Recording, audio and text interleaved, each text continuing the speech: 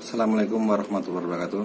Selamat siang anak-anakku yang berbahagia.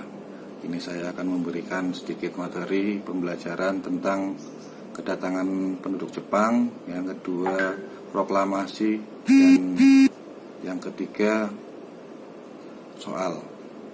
Ya, tolong anak-anak bisa simak video pembelajaran hari ini yang saya buat, dan di belakang video atau di akhir video akan muncul soal. Tolong anak-anak buat melengkapi dua tugas tahap 5 bisa dikerjakan dengan baik, cepat, dan benar. Terima kasih.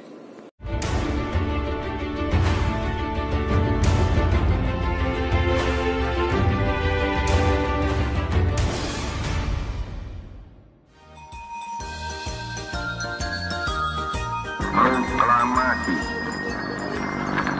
Kami, bangsa Indonesia, dengan ini menyatakan kemerdekaan Indonesia. Setiap tanggal 17 Agustus kita memperingati Hari Kemerdekaan Republik Indonesia. Tapi tahukah teman-teman, ada sejumlah fakta unik seputar proklamasi kemerdekaan 17 Agustus 45. Setelah Jepang menyerah pada Sekutu tanggal 15 Agustus 1945 dini hari, kelompok pemuda mendesak Soekarno dan Hatta untuk segera menyatakan kemerdekaan Indonesia. Namun Soekarno, Hatta, dan para tokoh golongan tua masih ragu. Karena perbedaan pendapat ini, para pemuda lalu membawa Soekarno dan Hatta ke Rengas Dengklok pada tanggal 16 Agustus 1945 dini hari. Ahmad Subarjo meyakinkan kelompok pemuda bahwa proklamasi akan segera diselenggarakan selambat-lambatnya tanggal 17 Agustus pukul 12 siang. Soekarno dan Hatta pun akhirnya dilepaskan dan dapat dibawa kembali ke Jakarta. Mereka tiba di Jakarta hampir tengah malam. Soekarno dan Hatta pun segera mengumpulkan anggota panitia persiapan kemerdekaan Indonesia untuk menyusun naskah proklamasi. Di rumah Laksamana Maeda, seorang perwira Jepang yang bersimpati pada perjuangan Indonesia. Di ruang tengah rumah Maeda, Soekarno menuliskan konsep teks proklamasi pada secari kertas, sedangkan Hatta dan Subarjo menyumbangkan pikiran secara lisan. Awalnya Hatta ingin semua peserta rapat menandatangani naskah proklamasi. Namun Soekarni dari kelompok pemuda mengusulkan cukup Soekarno dan Hatta yang menandatanganinya. Lalu naskah proklamasi diketik oleh Sayuti Melik dengan 3 perubahan, yaitu mengganti kata tempoh menjadi tempo, wakil-wakil bangsa menjadi atas nama bangsa Indonesia, dan penulisan tanggal menjadi Jakarta hari 17 bulan 8 tahun 05. Tahun 05 merujuk tahun 2605 yang merupakan penanggalan tahun Jepang. 17 Agustus 1945 pagi, teks proklamasi pun dibacakan di rumah Soekarno di Jalan Pegangsaan Timur nomor 56. Peristiwa bersejarah itu hanya berlangsung kurang dari 1 jam dalam suasana yang sederhana dan khidmat. Bangunan asli rumah Bung Karno kini sudah tak ada. Sejak tahun 1960, rumah tersebut diratakan dengan tanah dan kemudian dibangun Tugu Proklamasi. Tugu itu sering disebut Tugu Petir karena di puncaknya terdapat lambang seperti petir.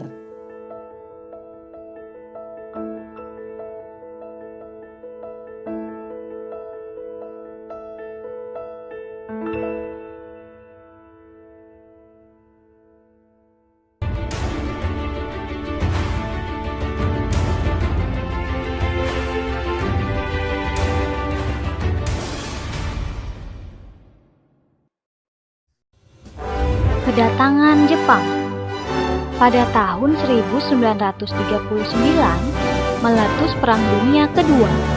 Jepang bergabung dengan Jerman dan Italia melawan sekutu yang terdiri dari Amerika, Inggris, Belanda, dan Perancis.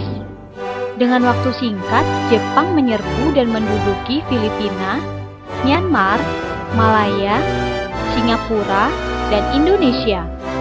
Pada tahun 1942, Belanda menyerah kepada Jepang dan Jepang masuk ke Indonesia. Penjajahan Jepang. Pada awalnya, pasukan Jepang disambut dengan baik dan penuh harapan oleh rakyat Indonesia. Jepang dianggap sebagai pembebas bangsa Indonesia dari penjajahan Belanda. Jepang berjanji memberikan kemerdekaan, padahal Jepang punya rencana tersembunyi.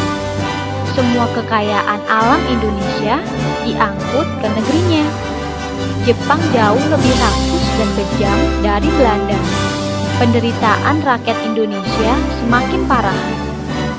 Pekerja-pekerja paksa pada zaman Jepang disebut dengan romusa. Sangat memprihatinkan. Mereka terlihat kelaparan, kurang istirahat, dan selalu disiksa oleh tentara Jepang.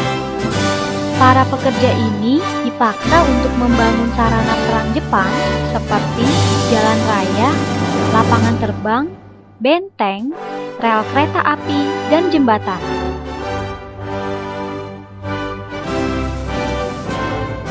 Perjuangan melawan penjajahan Jepang. Perjuangan melawan Jepang sudah dilakukan secara nasional, tidak per daerah seperti yang terjadi sebelumnya saat melawan Belanda. Perjuangan melawan penjajahan Jepang dilakukan secara kooperatif dan non-kooperatif. Perjuangan secara kooperatif dilakukan dengan bekerja sama dengan Jepang. Berikut adalah tokoh perjuangan yang berjuang secara kooperatif.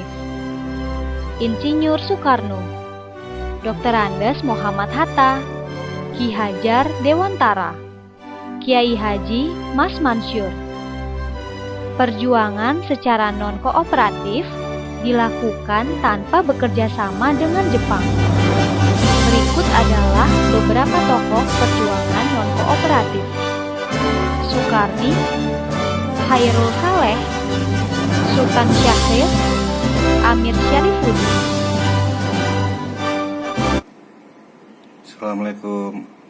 Ya anak-anak, ini tugas dari saya, tugas tahap 5 yang buat kelas 10 tahap 1, 10 tahap 2, 10 TI 1, 10 TI 2, 10 TKR 1, 10 TKR 2, 10 TKR 3, 10 TP 1, dan 10 TI TL. Soal yang pertama, mengapa Belanda masih ingin berkuasa kembali di Indonesia? Kedua, berikan contoh peran serta internasional dalam menyelesaikan konflik Indonesia-Belanda. Ketiga, sebutkan dampak terjadi konflik antara Indonesia dengan Belanda terhadap keberadaan NKRI. Yang keempat, berikan contoh perundingan atau perjanjian sebagai strategi diplomasi dalam rangka mempertahankan kemerdekaan Indonesia. Yang kelima, sebutkan keputusan penting dari konferensi meja bundar atau sebut KMG. Oke, itu aja soal dari saya. Semoga dikerjakan dengan baik. Salam dari saya, Guru Sejarah Anggara Indra Prasetyadi. Assalamualaikum warahmatullahi wabarakatuh.